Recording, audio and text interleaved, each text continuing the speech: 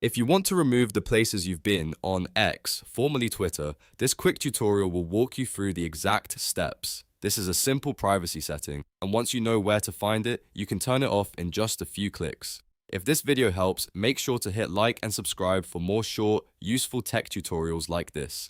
Let's get right into it. First, open X and look at the left navigation bar. From there, click on More. This will open up additional options and settings inside your account. Next, click on Settings and Privacy. This is where X keeps most of your account controls, privacy options, and safety settings. Once you're inside Settings and Privacy, click on Privacy and Safety. In this section, you'll find controls related to your location, visibility, messaging, and account privacy.